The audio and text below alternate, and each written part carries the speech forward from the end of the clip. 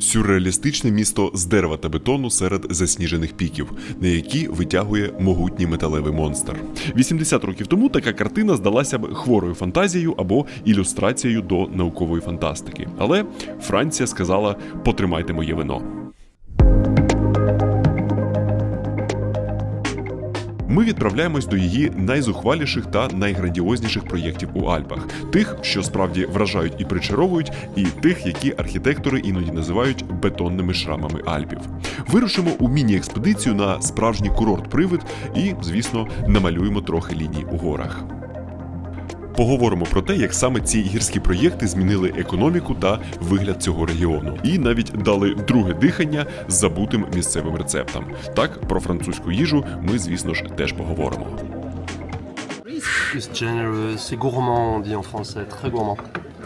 Та для початку відмотаємо час на приблизно 80 років, щоб трохи зрозуміти історичний контекст. Після Другої світової Франція переживала те, що вони називають 30 славетних років. Промисловість процвітала, економіка стрімко зростала, а разом з нею і жага людей до туризму і гірськолижного відпочинку. Проте свої гроші французи переважно везли конкурентам у Швейцарію, поки власні альпійські села занепадали, адже молодь тікала у міста заради робочих місць. І щоб зупинити цей занепад і перехопити туристів, уряд запустив дуже амбітний план Ніж або сніговий план. Ідея цього проєкту полягала в тому, щоб з майже повного нуля, а не на місці якихось вже існуючих сел, збудувати нові гірськолижні містечка для того, щоб, власне, монетизувати наявність в Україні чарівних Альпів. І одним із перших проєктів цього снігового плану було містечко Льомінюр.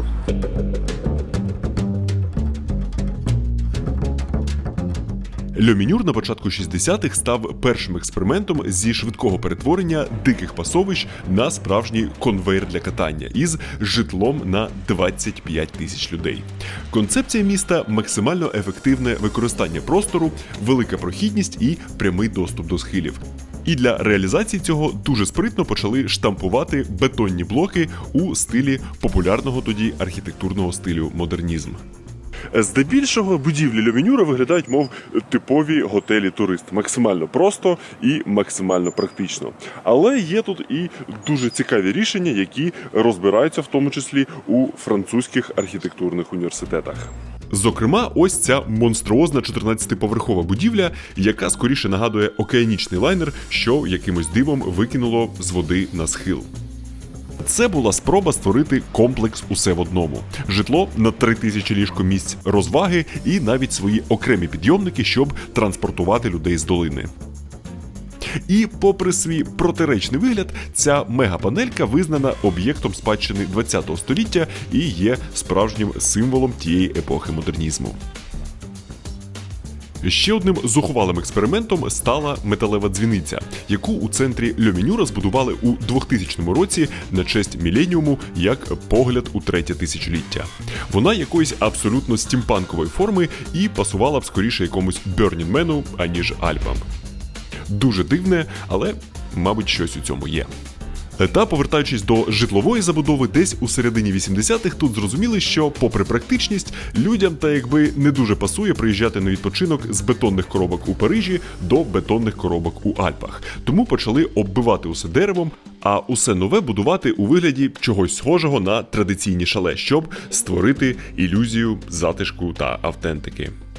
Та завдяки цій еклектичній масованій забудові таки вдалося створити справді доступне житло для народу. Це типові апартаменти під оренду, які у Льомінюрі можуть коштувати 5-6 сотень євро за тиждень на 4. І в одному з таких в нас протягом тижня і відбувалась наша ранкова передкатальна рутина.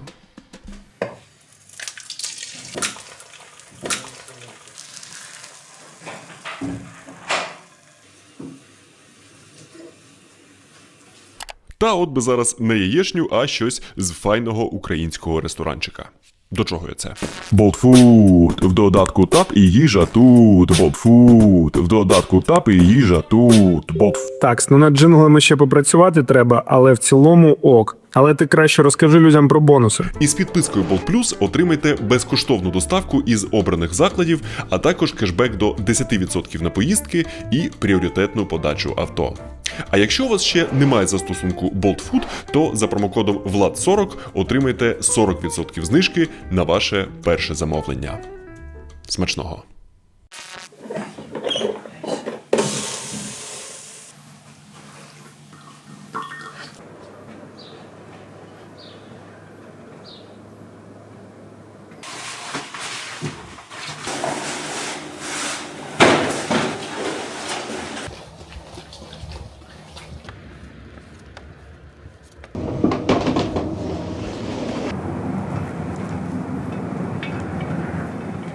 Власне, траси і підйомники Люмінюра інтегровані у найбільшу гірськолижну систему у світі. Знамениті Три долини.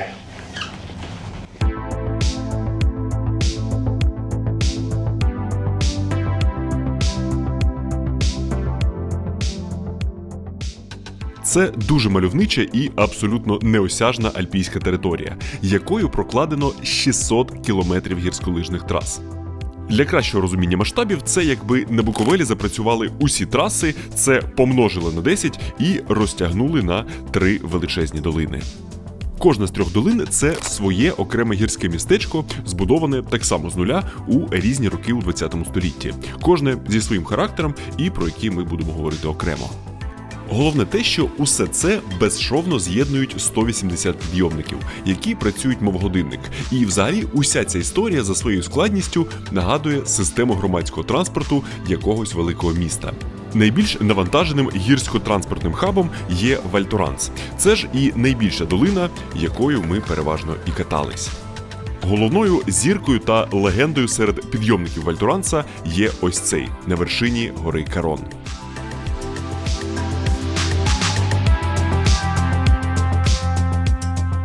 Він нагадує скоріше якийсь монструозний екскаватор з кар'єрів Кривбаса, ніж туристичну інфраструктуру.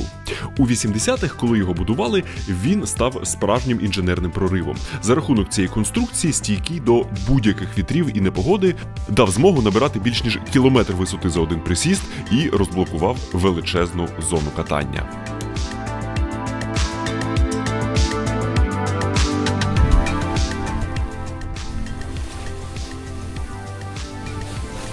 Взагалі, за стандартний туристичний тиждень у 3 долинах навряд чи можливо обкатати навіть частинку того, що тут є.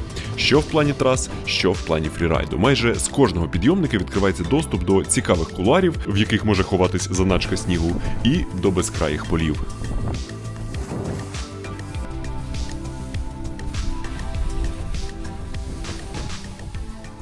Коротше, розкатувати Вальторанщину можна від і до. Головне, аби колін вистачало.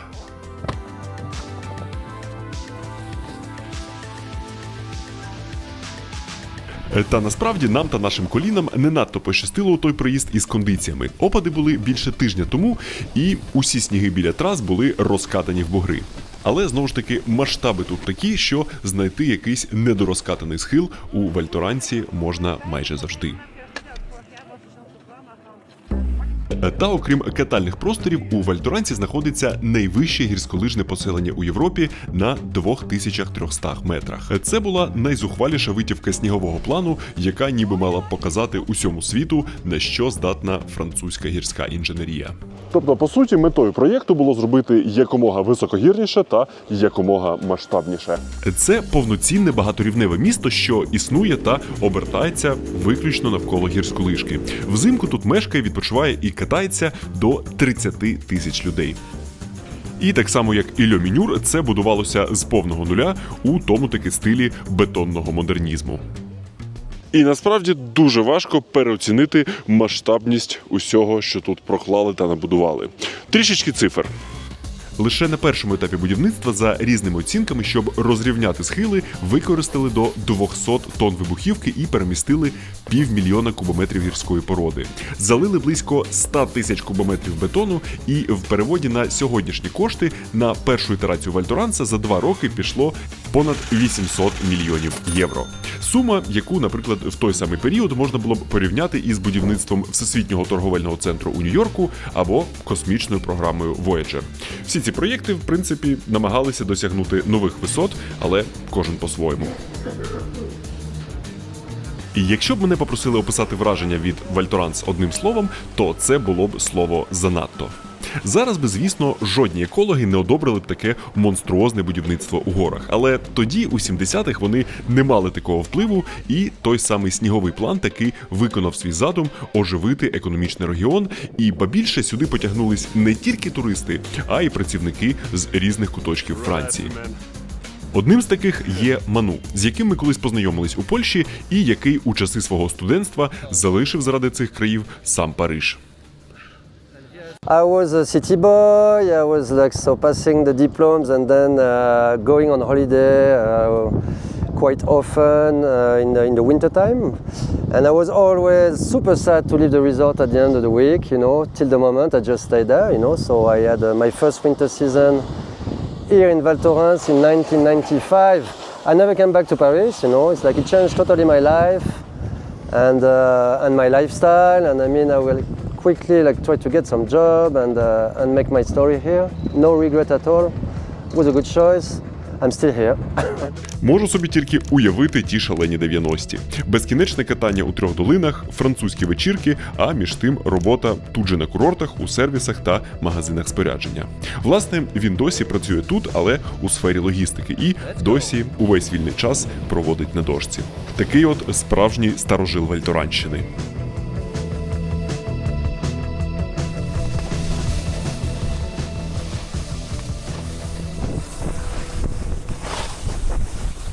Всім би так виджигірювати полтос років. So I'm lucky because I'm the generation of guy that've seen the beginning of the snowboard here.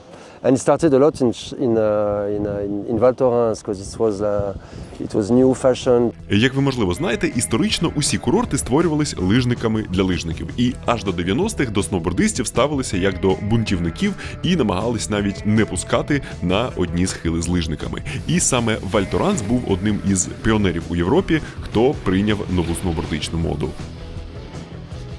And now actually we all share the same ski area, and it's a good party we do for that. За нашою розмовою я й не помітив, як ми піднялись до легендарного Ля Фолі Дус. Одна із головних, так би мовити, культурних подій Вальторанщини – це їхні знамениті апрески або вечірки після катання. І конкретно на ось ці події вибудовуються цілі черги для того, щоб потрапити на невеличкий клаптик території під сценою.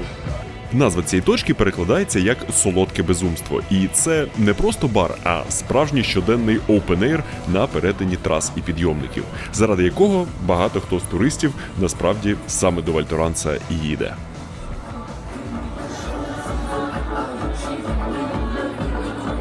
І поки натовпи потних людей у гірськолижному одязі стоять у черзі, щоб потрапити на невеличкий клаптик території попід сценою, біля цієї апрескішечної просто велетенське паркування їхнього спорядження. Та головна проблема насправді не в тому, що хтось щось вкраде, а в тому, як непідпитий натовп буде відшукувати саме своє спорядження і якось на ньому спускатись до свого житла. І це все залишає змішані враження. З одного боку, справжній маніфест інженерії та гірськолижного спорту, а з іншого – відчуття бетонного мегаполіса там, де ніби від нього відпочиваєш, і двіж, який не припиняється навіть вночі.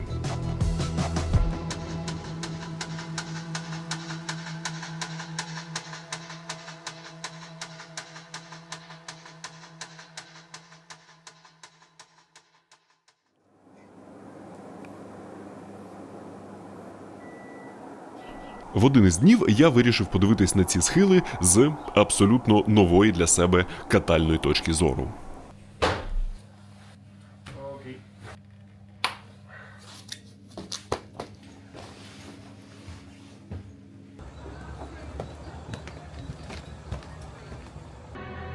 Ти мав боротись зі злом, а не примкнути до нього! Для контексту, я вже більше 10 років на дошці, і мій досвід з лижами обмежувався лише підйомами вгору. Це за допомогою так званого сплітборда – дошки, що розчіпляється навпіл, встібається як лижі для підйому і збирається назад у сноуборд, відповідно, для спуску. І саме у 3 долинах я вперше в житті вирішив, як то кажуть, змінити снігову орієнтацію і спробувати класичні лижі саме для катання. З першим же сходженням з підйомника розумієш, що в цьому є щось практичніше за сноуборд. В тій подорожі я приїжджав в гості до моїх друзів Богдана і Юлі. Вони організовують дуже толкові навчальні гірськолижні кемпи, де Богдан займається сноубордистами, а Юля, відповідно, лижниками. Тож вона пояснила мені, як працює спуск із ногами, що не скріплені разом дошкою, і ми вирушили підкорювати траси. Влад, як справи? Юля, як мені вийти з цього положення? Окей, дивись, тобі треба навантажити нижню ногу і притягнути на неї верхню. Або якщо зовсім біда, Нормально. то ти просто відщіпаєш якусь з ніг. Видали це.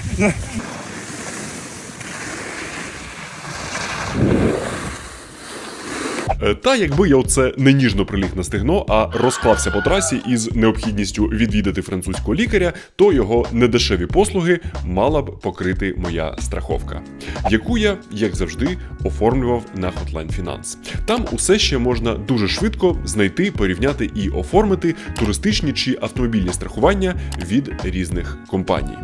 Ну а при оплаті все ще можна застосувати мій промокод на невеличку знижку. Посилання на Hotline Finance у описі цього відео.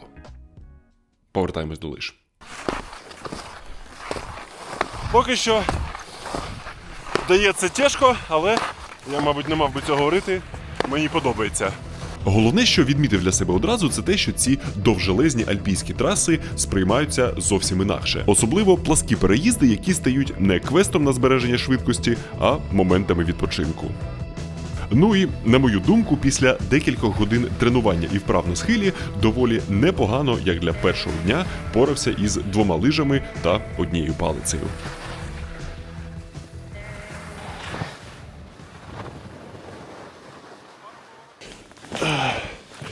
Чесно, і по буграх на них зручніше, і на пласкачах, і по трасах, і на підйомнику. І я навіть боюся, куди мене можуть завести ці думки. Але їхні черевики – це, звісно, біль ще той.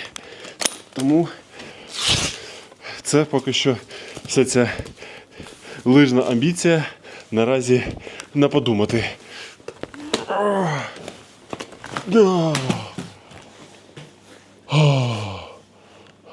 Я в прокаті брав тільки черевики, тому що лижі мені дав один з учасників кемпа, і мені ще нарахували знижечку через мої нюансики, і вийшло 10 євро за день. Я навіть не підозрював, що у французьких Альпах можуть бути такі ціни.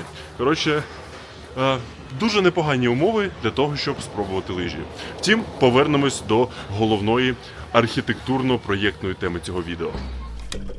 Загальною метою снігового плану було понад 350 тисяч ліжкомісць у різних куточках французьких Альпів. Переважно вони виглядали як Валь Торанс і Льо Мінюр, але це не була якась стандартизована державою забудова. Та у парі годин їзди від Валь Торанса є ще один дивовижний французький гірський проєкт, який початково задумувався як антипод всієї цієї сірої бетонної мегаломанії.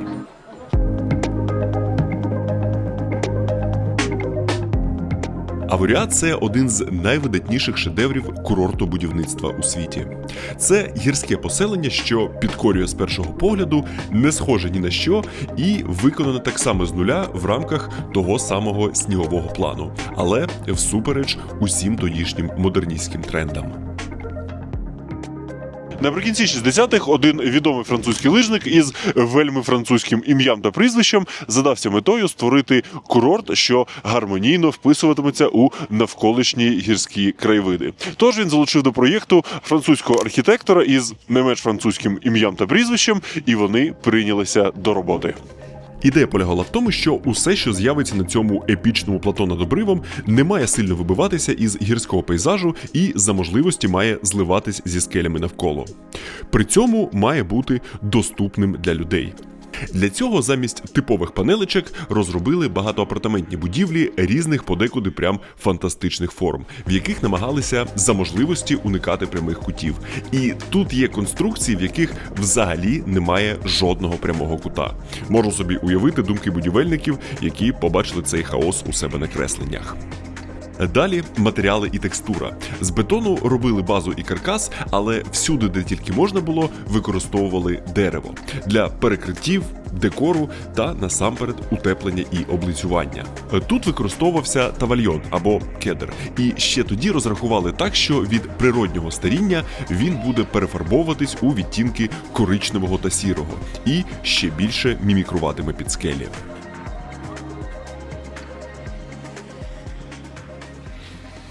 І от тільки не кажіть мені, що ось це виглядає не грандіозно.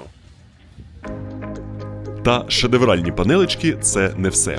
Урбаністика Ваворя теж унікальна. Тут концепція гірськолижного містечка доведена до абсолюта. Замість вулиць усюди засніжені траси, над якими пропливають кріселки. І ти отак от їдеш собі підйомником, мов над справжнім гірськолижним променадом. Цей підйом між хаотичних дерев'яних будівель мені чомусь нагадав Красію, що на Закарпатті, але, звісно ж, на французьких максималках. Та на відміну від Красії чи більшості інших курортів, тут з першого дня існування діє тотальна заборона на авто. Ну тобто вулицями або пішки, або на дошці чи лижах, або на конях. І тільки співробітники курорта пересуваються тут на різних снігоходах широтраках. І конячки тут – це не туристична забавка, а справді єдиний спосіб швидко пересуватись. Дістатись самого Аворя можна або підйомником з міста Морзін у низині, або доїхати до паркування і там з речима пересісти у візок.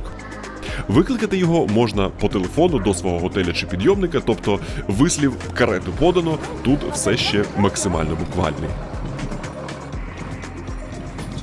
Ну і, до речі, таке кінне таксі коштує не зовсім дорого. Всього 9 євро для того, щоб проїхатись через це містечко. І з того, що мені розповіли, ставлення до парнокопитних тут як до повноцінних співробітників курорту. Вони живуть у сучасних стайнях із вентиляцією та клімат-контролем, графік суворий, працюють коні лише змінами, мають обов'язкові перерви на обід і після навантажених святкових сезонів отримують додаткові вихідні. А в екстремальні морози виїзди взагалі заборонені. Їм положена своя уніформа та спорядження. Наприклад, шори з боку на очі, щоб не лякатись лижників чи сноубордистів, які можуть проїхати збоку. І спеціальні піджопні сумочки для кавелечків, щоб не псувати ці красиві вулички. Та головне, що вони мають справжній соцпакет. Щойно закривається зимовий сезон, коні їдуть у відпустку. Рівно півроку проводять на вільному випасі на зелених луках у долині, відновлюючи сили до наступної зими.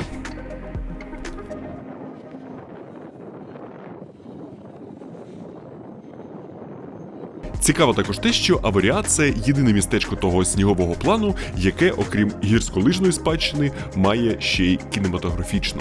Тут з 70-х щорічно проводили доволі відомий фестиваль фантастики. І можна собі тільки уявити цю атмосферу. Відвідувачі у абсолютно різних дивакуватих тематичних костюмах. Кінні повозки, якими роз'їжджають відомі актори та режисери, все це в оточенні цієї архітектури, а в кіно тим часом показують якусь майбутню культову класику.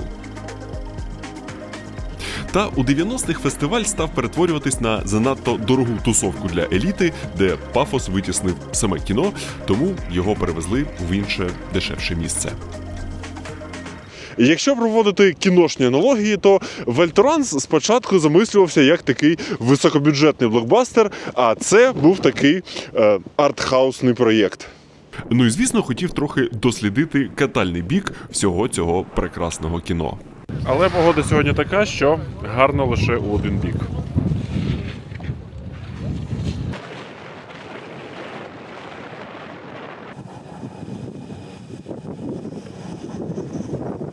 В день, коли я приїхав фільмувати Аворіа, верхів'я затягнуло молоком і все поздувало вітром так, що частину схилів повністю закрили. І особливо нічого катнути не вдалося.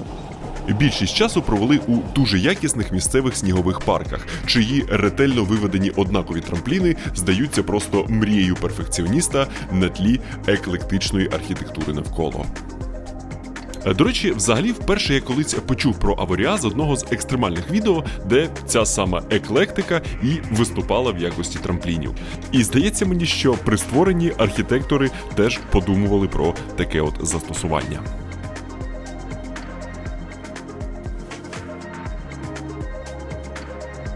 І хоча по факту це теж масова снігопланова забудова на десятки тисяч ліжкомісць, Аворіа мене справді вразив своїм затишком та концепцією. І, як на мене, набагато органічніше злився із Альпами, ніж той такий Валь Торанс.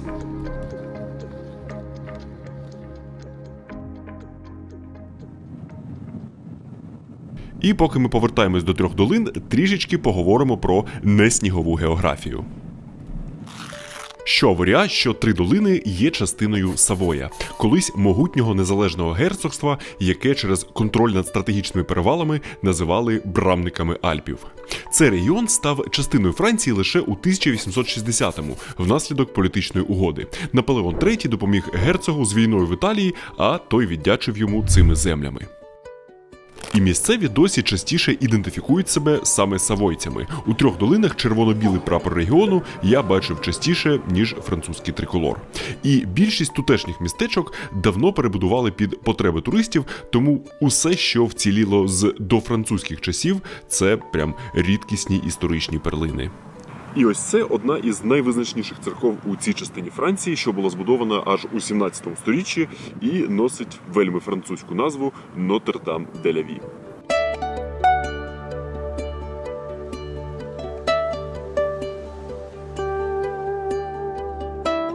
Задовго до того, як сюди прийшли мільярдні інвестиції та гірськолижні траси, це місце було головною точкою опори для людей, чиє життя щодня залежало від примх Альпів. Ззовні будівля виглядає майже аскетично. Суворий камінь, грубі форми – все, щоб вистояти перед гірською погодою та часом. Але це лише обгортка, яка приховує головну церковну особливість Савої.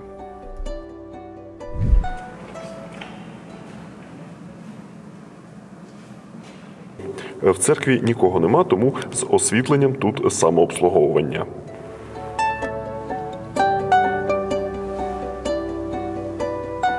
Цей майже залитий золотом простір дуже контрастує із суворим фасадом. Це так зване савойське барокко. Така розкіш тут не випадково, бо в ті часи зовсім поруч у Женеві панував суворий протестантизм, який заперечував будь-які прикраси у храмах. Католицька же Савоя відповіла на це справжнім релігійним маркетингом. Через золото, складну різьбу та яскраві кольори церква намагалася достукатись до емоцій селян, показуючи, що небо – це не лише суворість, а й свято. Це була така боротьба за душі через красу. Та справжня людяність цього місця не у золотих алтарях, а висить на стінах.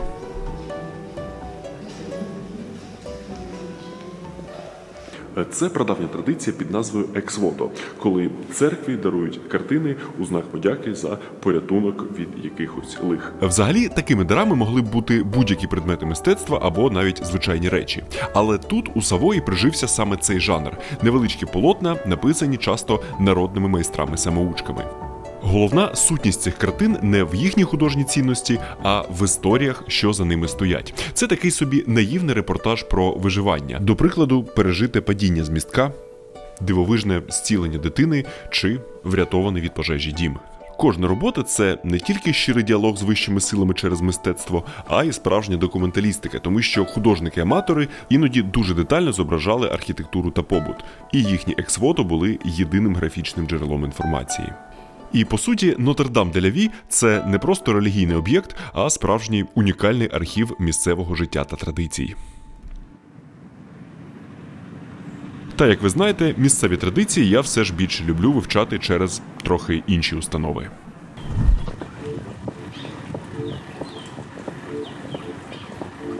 Звісно ж, Савой, як і будь-який поважаючий себе регіон, має свої гастрономічні традиції. І звісно ж, я їх трохи дослідив і почну вам про них розповідати із ось тартіфлета. Це справжня квінтесенція притаманних Савойщині продуктів. Що складається із картоплі, звісно ж, сиру, куди без цього, і бекону. І все це запікається разом у якійсь формі. Назва походить від савойського діалектного слова тартіфла, що означає просто картопля.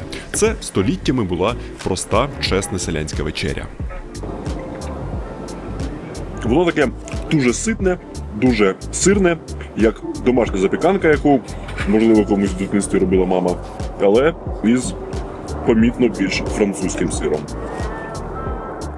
Та цікаво, що перетворення старої селянської страви у один з гастросимволів Альпів було продуманою маркетинговою кампанією виробника сира Реблошон. Вони активно просували цей рецепт, звісно ж, зі своїм сиром серед рестораторів. Просування пройшло вдало, адже ситність отриманої суміші чудово підійшла тутешнім лижникам. Ще принесу хлібчик для того, щоб я міг вимикнути увесь цибулево-сирний соус.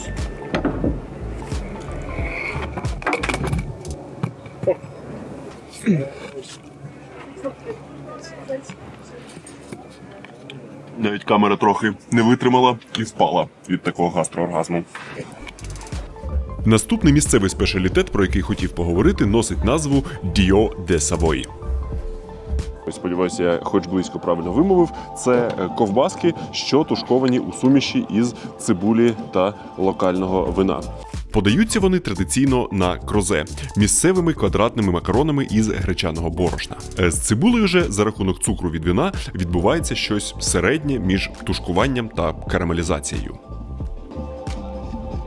Це як звичайна ковбаска, яку можна знайти в нас в будь-якій колибі, але прям просякнута винним смаком. І вина вони сюди ляпнули, я скажу, нормальну концентрацію, тому що прям відчувається цей хмільний присмак. Не очікував, що мені прям настільки сподобається. Телепортуємось на місцевий ярмарок за найтрадиційнішим видом ковбасок у Савої. Вони називаються сосісон.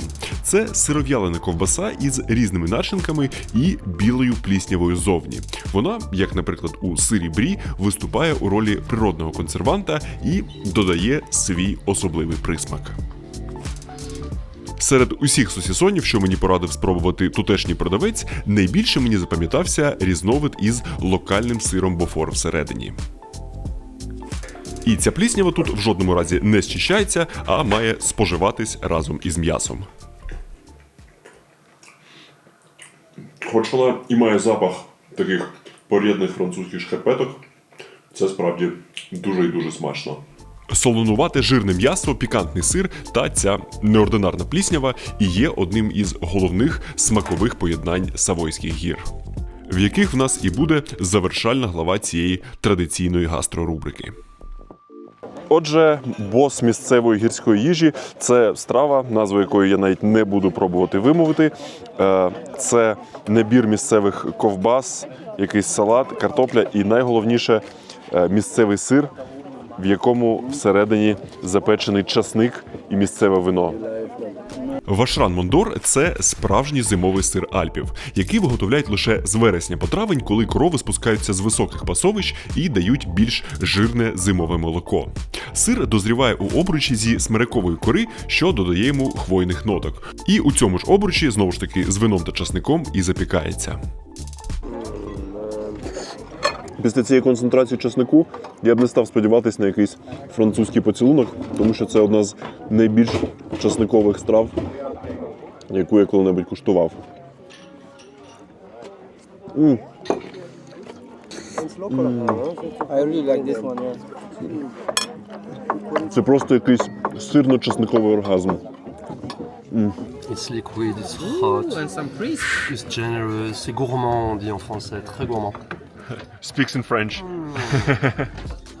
Місцеві також називають цю страву фондю для лінивих, бо тут не треба робити якусь суміш чи підтримувати вогонь під казанком. Просто запікайте цей ніжний м'який сир у його рідній дерев'яній коробці і макаєте в нього смаколики.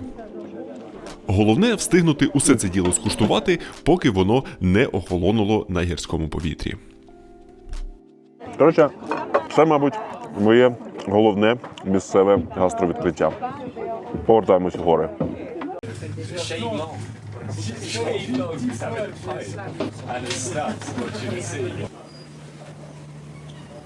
А конкретніше до наших трьох долин. Середня долина Мерібель – це затишний сімейний курортик із традиційними шале, який у нашому контексті став зв'язуючою ланкою на декількогодинному шляху з підйомників і трас між Вальторансом і долиною, назву якої ви, скоріш за все, вже чули.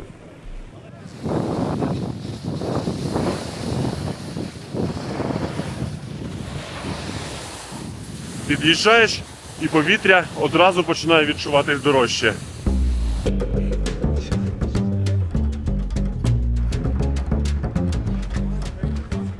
Отже, Куршавель – синонім гірської розкоші і блиску, де на схили тільки у найлюксовіших брендах. Замість мальтіпу можуть гуляти із поні, а пишність шуб перетинає усі можливі межі. Який піжон? Знав, куди їде. Мої лижі Богнер. Коротше, це таке місце, в якому хочеться розслабитись і пити якісь елітні напої.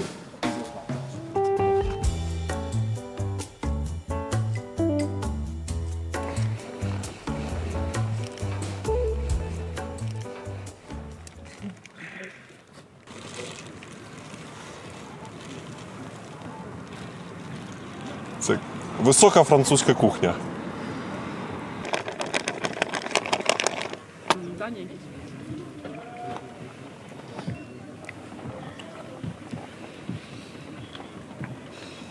Та початково це був дуже затишний і по-справжньому новаторський гірськолижний проєкт ще задовго до того самого снігового плану. Ще аж у 1946 році в якості першого експерименту з розвитку зимового туризму тут на місці пасовищ почали будувати курорт нового зразка.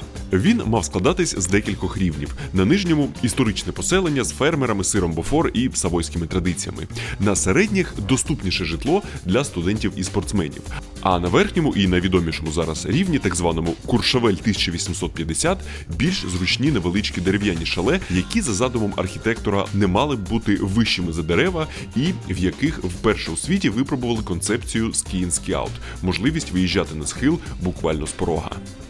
Ця частина Куршавеля, власне, була взірцем при створенні Буковеля, тобто схожість у назвах не просто так. І у перші роки Куршавель був проєктом, що насамперед фокусувався на гірськолижному спорті. Його люксифікація почалася з появою тут головного інфраструктурного дива цієї долини – аеропорту прямо на альпійському схилі. Ця злітно-посадкова смуга вважається однією з найнебезпечніших у світі, адже заходити на посадку треба під кутом знизу, і немає другого шансу розвернутись і спробувати знов. Це дуже схоже на легендарний гімалайський аеропорт у Луклі, про який розповідав у своїх відео про Непал. І зараз в це важко повірити, та сюди, як власне і до Лукли, літали регулярні пасажирські рейси. Але у 90-х змінилися стандарти безпеки, і відтоді сюди прибувають лише приватні борти, легка авіація і гелікоптерне таксі із найближчих великих аеропортів. Коштує приватний переліт від декількох тисяч євро, і тут це доволі популярна послуга. Тому що не буде ж місцева публіка труситися у якомусь трансфері з Женеви. Так от, така от зупиночка громадського транспорту почала приваблювати до Куршавелю все більш і більш заможну і елітну публіку. І замість маленьких дерев'яних хат почали з'являтись все більші і ексклюзивніші готелі. І головний архітектор проєкту у 70-х глянув на те, що робиться з його задумом, сказав: Хай йому грать. Отче. Ну ти бачив? і, гримнувши дверима, залишив Куршавель. Та апогеєм цього процесу стала друга половина 90-х і 2000-ні. На це місце звернули увагу багаті з Московії, і воно обрело ось цю свою репутацію російської дачі. Вулиці заповнилися елітними авто з їхніми номерами, в закладах ріками лилися дорогі напої та грала їхня музика. Вони викупали та будували тут нерухомість, а вартість оренди злітала до навколишніх альпійських піків і вище. У високий сезон могла доходити до декількох сотень тисяч євро за тиждень. В ті роки французи навіть казали, що Куршавель окупували, зате із шампанським. Та сподіваюся, що зараз вони так жартівливо термін окупація не використовують. І з 22-го року Три Долини висловили підтримку Україні, з Куршавеля навіть відправляли гуманітарку, і де юре почали заарештовувати та заморожувати майно підсанкційних власників. Але де-факто в цьому процесі, звісно ж, виявилось чимало лазівок. Та на загал долина намагається відійти від набутого за десятиліття реноме. Зараз найвищий рівень Куршавеля більше фокусується на клієнтах з Китаю, Індії та інших багатих східних країнах. Це місце за 80 років пройшло довгий шлях, декілька разів змінило свою аудиторію і саме змінилось до невпізнаваності. І, можливо, цикл історії колись замкнеться і воно знову буде насамперед про катання. Але вірогідність цього, як на мене, вкрай мала, бо порушувати таку бізнес-модель навряд чи в когось тут виникне бажання.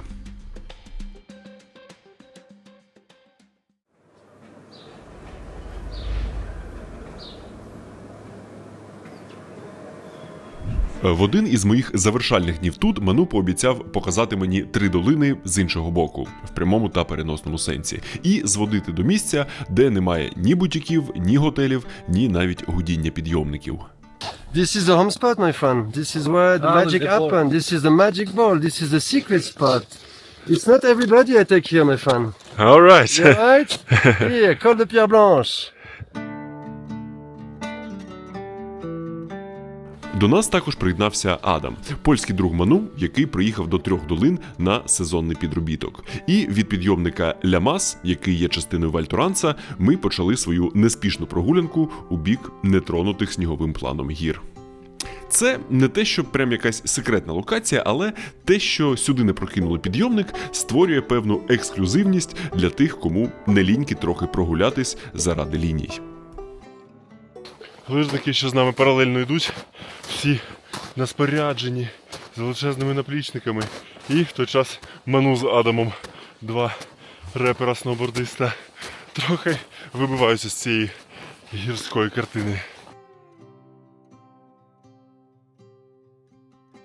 Десь годинка крокування хребтом на свіжому повітрі, і ми нарешті дістались тієї самої обіцяної магічної локації.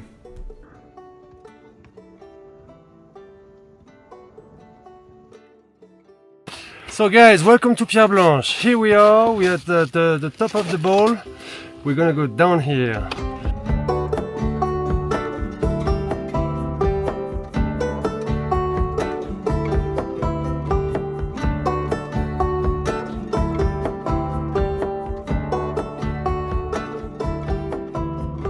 І рельєф справді формує ніби велетенську чашу, що довгий час заповнена снігом і чекає, поки хтось ним проїдеться. І ця локація абсолютно точно заслуговує уваги, особливо після якихось рясних опадів. В нас же старий сніг вже підтопився сонцем і перетворився на кашицю, по якій сноуборд не так жваво розганяється, падати м'якенько, коротше, класичне гедоністичне весняне катання.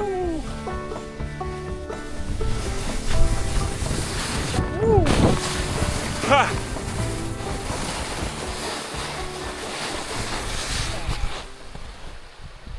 Ну ладно, звідси вже тільки пішки. Yeah, très bien. Here, my friend. I hope you enjoy it. Yeah, it was really good. Nice. Сніги магічної чаші переходять у долинку під лагідною назвою Лу, яка в свою чергу спускається до одноіменного озера, до якого за наявності снігу можна доїхати безпосередньо на дошці. Але в нас в той день вже завзято прокидалася весна.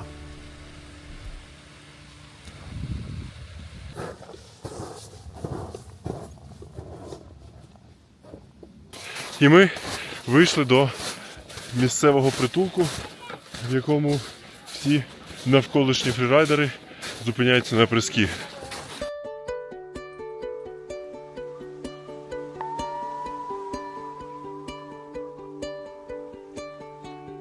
І це не просто тематично оформлений заклад, а справжня частинка місцевої гірської історії, що прихована від вальторанцівських натовпів закутку. Це раніше була одна з багатьох старючих пастуших колиб, що розкидані цими схилами. Але через своє шикарне розташування прямо біля озера Лу, 10 років тому її під своє крило взяла місцева асоціація гірських гідів і зробила тут дуже якісну і комплексну реновацію, перетворивши старі закинуті стіни у дуже затишний альпійський простір з усіма можливими зручностями. Чи очікував я ось так от посеред Альпійських гір побачити один із найбільш наворочених інклюзивних туалетів? Скоріше ні. Тут є декілька десятків ліжкомісць у спільних кімнатах, і ніч коштує в районі 80 євро з харчуванням. І розброньовані вони на тижні вперед. І одна з керуючих цією колибою, Марія, на суміші французької та англійської розповіла про свою, мабуть, найкращу роботу у Трьох долинах, що вони живуть тут протягом зимового сезону, спілкуються з гостями і, звісно ж, готують прекрасну локальну їжу. Власне, той самий сирно-винно-часниковий шедевр стався з нами саме тут. Саме те, що треба після довгого дня у горах. Тутешнє озеро вже почало потроху повертатись до рідкої форми і розблокувало місцеву весняну гірськолижну традицію. Гості притулка піднімаються на схил навпроти і пробують проїхатись його вже розталою ділянкою. Хтось набирає швидкість та зрештою все ж не вирішується, а хтось долає цю водну перешкоду під бурні овації натовпу.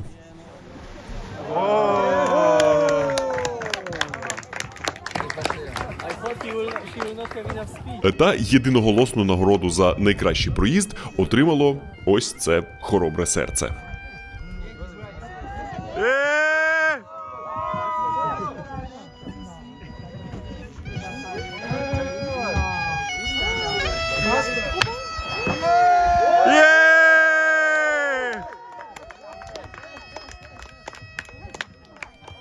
Після пана з волинкою ми подумали, що хто ми такі, щоб теж не спробувати це зробити.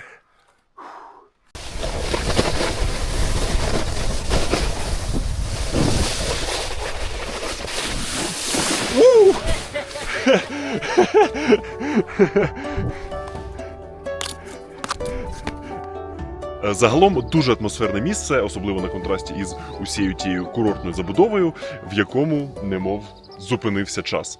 І насправді, чисто теоретично, можна було б взагалі не купувати скіпас і не знаходитись в усій тій курортній історії, а забуритися сюди на 7 днів, ночувати і ходити скітуром до тих неймовірних рельєфів.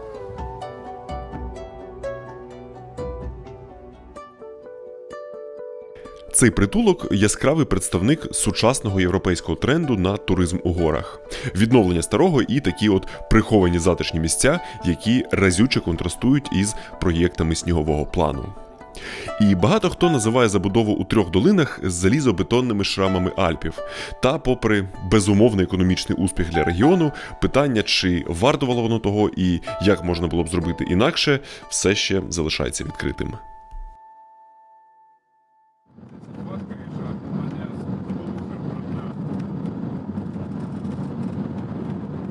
І наостанок ми з вами відправимось до одного унікального для Альпів місця, яке наочно демонструє, що стається, коли якийсь сніговий план іде, відповідно, не за планом. Воно не в Трьох долинах і навіть не в Савої, але буквально за рогом, у Швейцарії. Отже, ми приїхали в гості до так званого Супер-Сен-Бернара. Ні, не цього, а ось цього Супер-Сен-Бернара.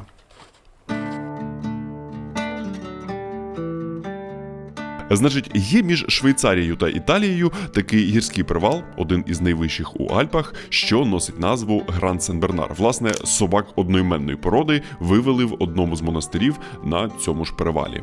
А Супер Сен-Бернар – це гірськолижний курорт, який тут відкрили приблизно в один час із сніговим планом у 60-х і який дуже швидко став меккою місцевих любителів катання. Але зараз він, не те, що блищить альпійським глянцем. Бо він досить вправно функціонував до 2000-х років, але підйомнички вже почали потребувати заміни, бо не відповідали безпековим стандартам 21-го сторіччя. А через те, що Супер Сен-Бернар знаходиться не у надто зручному для масового туризму місці, виділяти гроші на його реновацію не те, щоб багато хто горів бажанням. І настав час дуже важливого вибору. Або таки продовжувати шукати інвесторів, або зробити курорт дотаційним, або вивести його з експлуатації.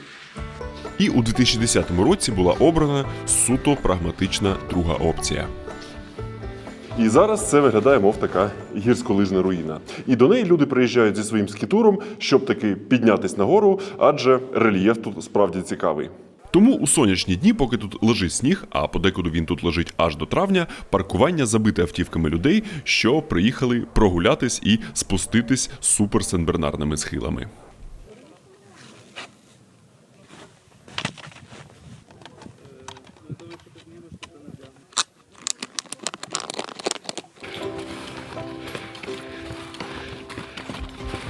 В ту прогулянку я відправився у компанії моїх гірських колег Ігоря, Софії та Кирила, якого, можливо, пам'ятаєте із відео про Доломіти та найвищу хату Європи. Кирило взяв з собою лідоруба, мабуть, щоб, якщо що, відбиватися від диких сенбернарів. Диких супер-сенбернарів.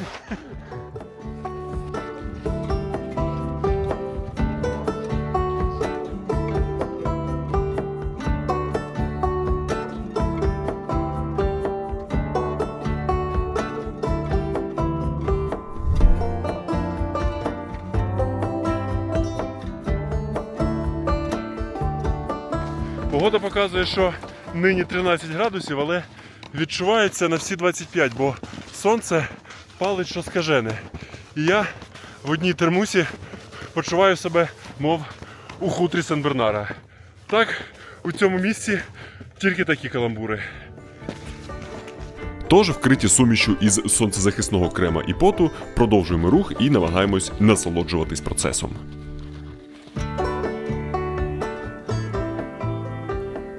За такої от спеки і підталого снігу бувають теж доволі небезпечні лавини.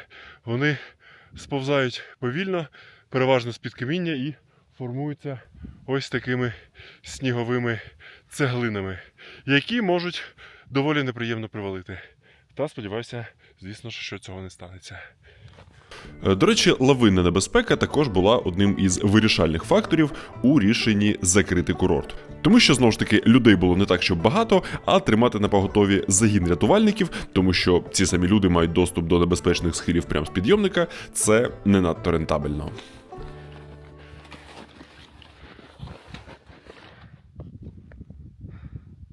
І от, власне, той шлях, який люди ще 15 років тому долали хвилин за 20, ми пройшли за майже 2,5 години.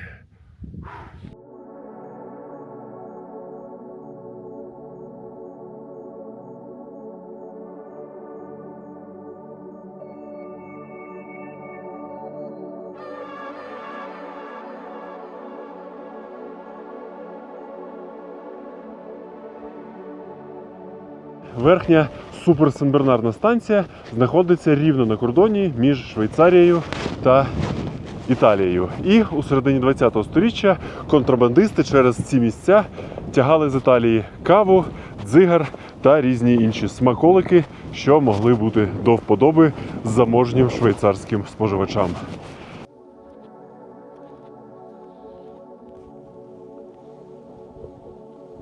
Зазвичай постапокаліпсис зображають у вигляді піщаних пустель або хаотичних заростей. Але от ця верхня станція, що більшість року знаходиться у такому закрижанілому стані, є прикладом того, як міг би виглядати новий льодовиковий період. Взагалі в Швейцарії не те, щоб було багато чого закинутого, тому що землі, на якій зручно будувати, небагато, вона дуже дорога, тому якщо щось закривається, то, скоріш за все, знаходиться якийсь бажаючий це джентрифікувати. Тому ось цей курорт-привид – це одне із таких небагатьох виключень. І пару десятків років тому навряд чи хтось міг би собі уявити, що ці місця, які, як і станції Трьох долин, вирували гірськолижним життям, застигнуть у часі і стануть екзотичним пристанищем для любителів диких спусків.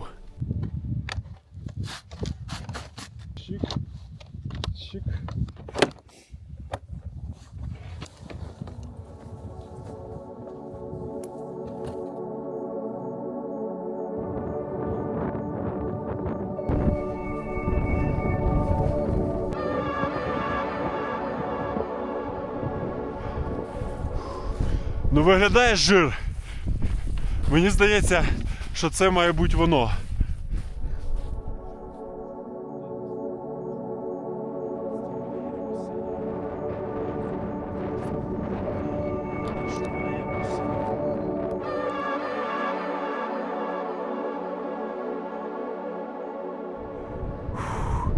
Один з найгарніших рельєфів, що я бачив.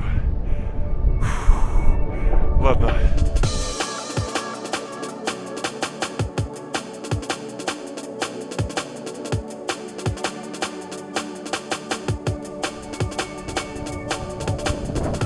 Так, переїхати трохи. Ай, який сніжок. Вай, вай, вай. Ну, погнали. Уху!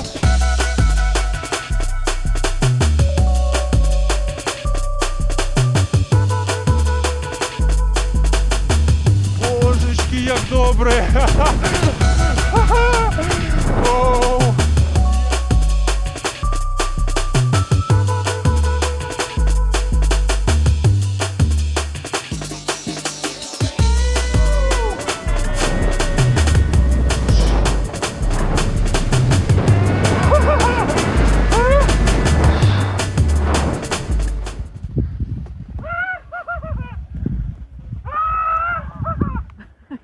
Щасливий.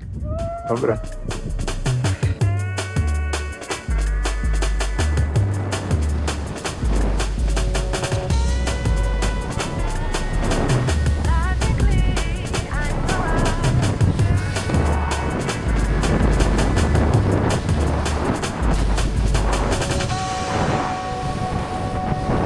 Дійсно, цей Сен-Бернар доволі суперовий.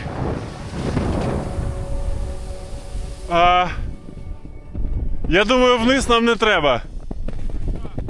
А ти думаєш, там є проїзд?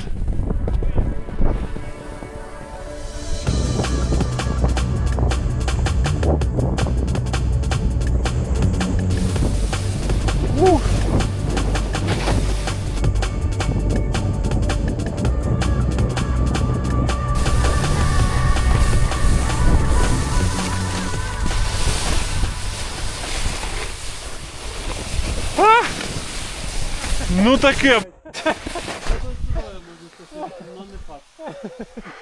Я... Каньйонінг? Воно цього вартувало. Ну не знаю. Стоп, стоп, стоп.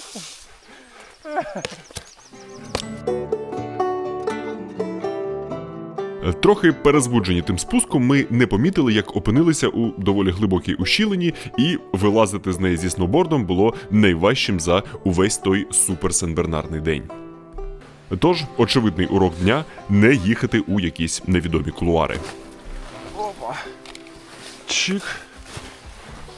Не найкомфортніша ситуація, але могло бути гірше.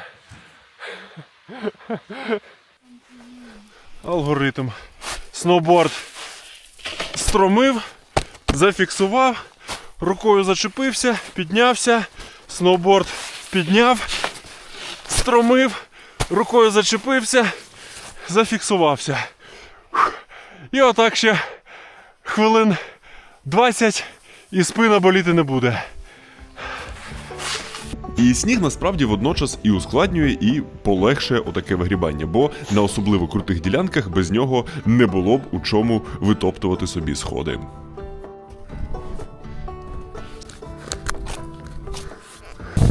Ну, Сен-Бернар на нас трохи погарчав, але в цілому вийшла дуже гарна прогулянка.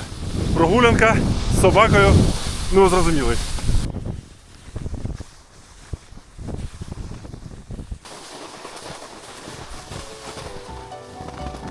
І знаєте, є щось символічне у тому, що найщедріші запаси снігу і свої найкращі лінії у тій подорожі знайшлися саме у такому місці, де гори назавжди залишаться на перетині своєї первинної важкодоступності і свого часу проривних спроб зробити їх відкритими для всіх, а не тільки шукачів пригод на свої дошки.